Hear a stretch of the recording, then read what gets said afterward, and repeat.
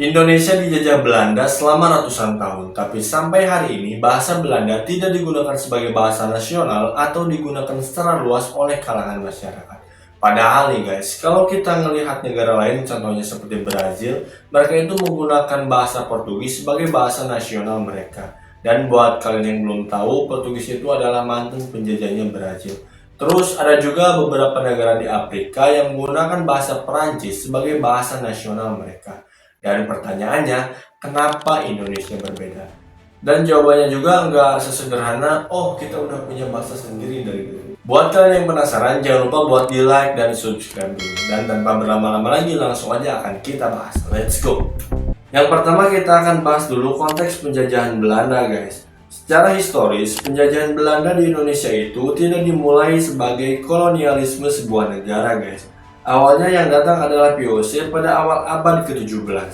VOC itu adalah perusahaan dagang guys, bukan pemerintahan. Jadi tujuan utama mereka itu sudah sangat jelas, yaitu menguasai jalur perdagangan rempah-rempah, terus memonopoli komoditas, dan tentunya tujuan utama yang paling utama adalah memaksimalkan keuntungan. Jadi dalam fase ini, Belanda itu tidak memiliki kepentingan budaya ataupun pendidikan terhadap penduduk lokal guys. Dan bahasa Belanda sendiri tidak dipandang sebagai alat pemersatu guys, melainkan hanya alat komunikasi internal antar orang Eropa. Alasan yang kedua adalah bahasa Belanda tidak disebarkan ke rakyat guys. Ini adalah salah satu alasan terpenting karena Belanda memang tidak pernah secara sistematis menyebarkan bahasa mereka ke rakyat pribumi. Jadi pendidikan bahasa Belanda hanya diberikan kepada golongan-golongan tertentu guys, seperti diberikan kepada orang-orang Eropa, terus keturunan campuran Indonesia Belanda, terus juga ke bangsawan pribumi dan segelintir elit administratif. Sedangkan mayoritas rakyat Indonesia itu tidak bersekolah guys, atau hanya mendapatkan pendidikan dasar lokal tanpa pengajaran bahasa Belanda. Ini tentunya berbeda dengan Prancis dan Portugis guys, yang mana mereka itu menerapkan asimilasi budaya.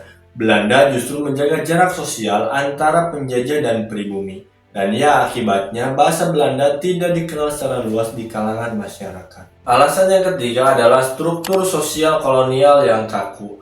Jadi pada masa Hindia Belanda guys, masyarakat itu dibagi ke dalam 3 golongan. Yang pertama ada golongan Eropa, yang kedua golongan Timur Asing, dan yang ketiga adalah golongan pribumi. Bahasa Belanda adalah simbol status guys. Menguasai bahasa Belanda berarti berada di lapisan sosial tertentu. Dan karena itulah bahasa Belanda itu menjadi eksklusif guys. Jadi tidak dibebaskan untuk rakyat dan juga tidak dijadikan sebagai bahasa pengantar massal. Dalam sistem ini, bahasa bukan sebagai simbol penyatuan, tetapi sebagai simbol pembeda kelas. Ini tentunya sangat berbeda dengan kolonialisme di Amerika Latin ataupun di Afrika.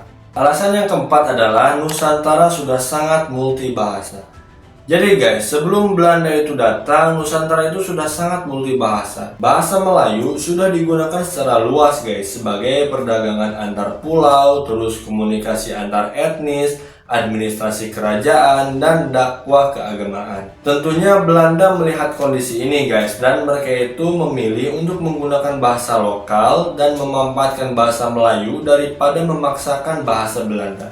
Jadi mikirnya mending gua aja lah gitu yang belajar daripada harus repot-repot ngajarin orang-orang pribumi bahasa Belanda. Dan secara praktis ini lebih efisien buat mereka guys. Company itu milik perseorangan atau sekumpulan banyak orang? Kami sekumpulan saudagar, Bagenda. Alasan yang kelima adalah peran bahasa Melayu dalam pergerakan nasional. Memasuki awal abad ke-20, bahasa Melayu itu mengalami perubahan fungsi guys. Bahasa ini tidak lagi hanya bahasa perdagangan, tetapi menjadi bahasa pergerakan nasional. Organisasi-organisasi seperti Budi Utomo, Sarekat Islam, dan Perhimpunan Indonesia, mereka itu menggunakan bahasa Melayu untuk menjangkau rakyat luas guys. Puncaknya adalah Sumpah Pemuda tahun 1998, di mana bahasa Melayu itu diresmikan sebagai bahasa Indonesia. Jadi guys, Indonesia tidak menggunakan bahasa Belanda bukan karena Belanda itu menjajahnya singkat guys. Mereka tidak menyebarkan bahasa Belanda secara luas, terus mereka juga menjaga jarak sosial dengan pribumi, dan mereka itu malah memanfaatkan bahasa lokal guys. Dan akibatnya mereka gagal menjadikan bahasanya sebagai identitas publik.